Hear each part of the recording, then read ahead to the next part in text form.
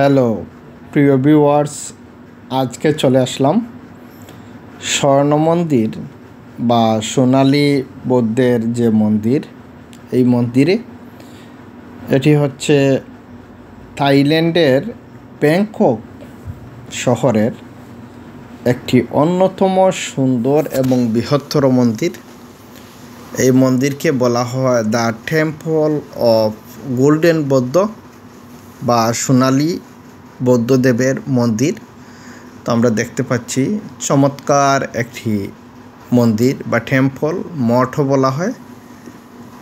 অত্যন্ত চমৎকার। আমরা কলা দেখতে পাচ্ছি, এগুলো ভিন্ন ধরনের কলা, একেবারে গাছ থেকে কাদি মাটি পর্যন্ত নামে।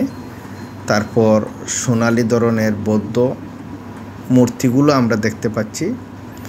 তো এভাবে এই এরিয়াটি অনেক বড়, আমরা হেঁটে হেঁটে সমস্ত এরিয়াটি দেখব।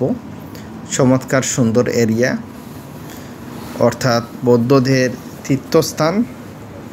থাইল্যান্ড হচ্ছে বিশ্ববিখ্যাত বৌদ্ধ রাষ্ট্র, অর্থাৎ চীনের পর সবচেয়ে বেশি বৌদ্ধ জনগণ থাইল্যান্ডেই বাস করে। থাইল্যান্ডের প্রায় 95% বা শতকরা 90 থেকে 95 জন জনগণ বৌদ্ধ ধর্মাবলম্বী এবং প্রায় 60 মিলিয়ন লোক বৌদ্ধ ধর্মের লোক বা বৌদ্ধ ধর্মের অনুসারী এই থাইল্যান্ডে বাস করে। আমরা কিং অফ থাইল্যান্ড বা রাজার ছবি দেখতে পাচ্ছি, এখানে ঝুলানো হয়েছে বা লাগিয়ে দেওয়া হয়েছে। থাইল্যান্ড একটি কিং অফ স্টেট বা রাজার রাজ্য, তারা রাজার আদেশকে মান্য করে চলে। এটি একটি সুন্দর এবং সুশৃঙ্খল রাষ্ট্র, তারা খুব শান্তিপ্রিয়ভাবে চলে। খুব বেশি চিল্লা চিৎকার বা আওয়াজ তাদের দেশে খুব বেশি শোনা যায় না, সুশৃঙ্খলভাবে তারা চলে। তাদের চলাফেরার মধ্যে একটি গাম্ভীর্যতা আছে, যেটি আমি এখানে দুইবার এসে যা অবলোকন বা অনুমান করেছি। তো আমি হাঁটছি এই মন্দিরের পাশে বা এই মন্দিরের উঠোনে, মন্দিরের এরিয়ার ভেতরে। তো আমরা দেখতে পাচ্ছি একটি মূর্তি। এখানে এই মন্দিরকে কেন্দ্র করে বেশ কয়েকটি ছোট ছোট মন্দির আছে পাশে। এখানে মানুষ মুক্ত হস্তে দান করে, অর্থাৎ টাকা দান করে। এই জায়গাতে আমরা টাকা দেখতে পাচ্ছি, বক্সের মধ্যে টাকা মানুষে দেয়। এই মন্দিরটি আসলে বিভিন্ন ধর্মের লোক দেখতে আসে, বিশেষ করে যারা পর্যটনে আসেন, পর্যটকরা এই মন্দির দেখতে আসেন। আসলে তীর্থস্থান তো প্রত্যেক ধর্মেরই আছে।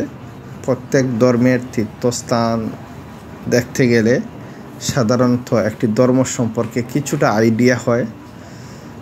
নিজ নিজ ধর্ম সেটি হচ্ছে ভিন্ন বিষয়, কিন্তু প্রত্যেক ধর্মকে আমি ব্যক্তিগতভাবে শ্রদ্ধা করি, সম্মান করি।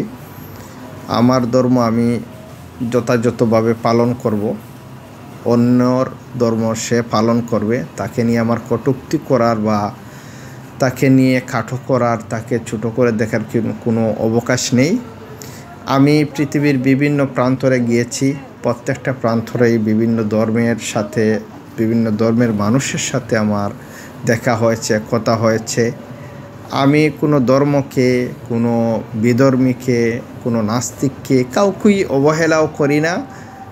প্রত্যেককেই তার অবস্থান থেকে যতটুকু সম্মান দেওয়ার দেই। আমি যদিও একজন মুসলিম এবং পূর্ণাঙ্গ ইসলাম ধর্মের অনুসারী, প্রত্যেকটা ধর্মই ভালোর দিকে টানে, প্রত্যেক ধর্মই ভালো কাজের পরামর্শ দেয়, ভালো কাজ করার প্রতি অনুপ্রেরণা যোগায়। তো আমরা যে গোল্ডেন বৌদ্ধ বা সোনালী বৌদ্ধদেবের মন্দিরে আসলাম। অত্যন্ত চমৎকার একটি মন্দির, দেখার মতো। পর্যটনরা ইংরেজ থেকে নিয়ে অর্থাৎ ইংলিশরাও এই জায়গায় আসে, বিভিন্ন ইউরোপিয়ানরাও আসে, আমেরিকানরাও আসে।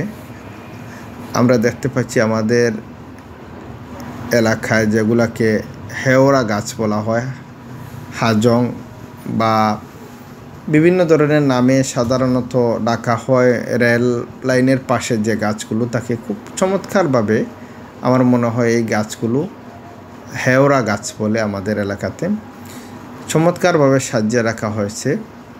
এখানে কলার একটি বাগান বা কলার একটি জাল আছে, তারপর বাইরের দিকে চমৎকারভাবে ফুল দিয়ে সাজিয়ে রাখা হয়েছে, অর্থাৎ ফুল বাগান করে রাখা হয়েছে। এখানে কিং এবং অর্থাৎ রাজা এবং রানী এর কিং এবং কুইনের ছবি রাখা হয়েছে। আমি দেখাচ্ছি আপনাদেরকে। রাজা এবং রানীর ছবি এই ফটকে রাখা হয়েছে ঢোকার সময় রাস্তার মধ্যে। এখানে থাই ভাষায় লেখা, থাই ভাষা তো বোঝা যায় না বা এই বর্ণগুলাই আমরা বুঝি না। এই যে কিং এবং কুইনের ছবি রাখা হয়েছে। তারপর আমরা ধীরে ধীরে এই এলাকাটি হেঁটে হেঁটে দেখলাম, বাইরে থেকে ভিডিও করলাম, ভেতর থেকে ভিডিও করলাম।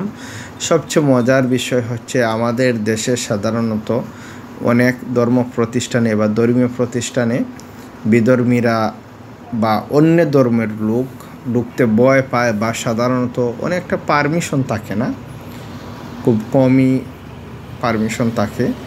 কিন্তু এই থাইল্যান্ডে এই ধরনের কোনো সমস্যা নেই, যে কোনো ধর্মের লোক যে কেউ যে কোনো পর্যটক গিয়ে ঢুকতে পারবে।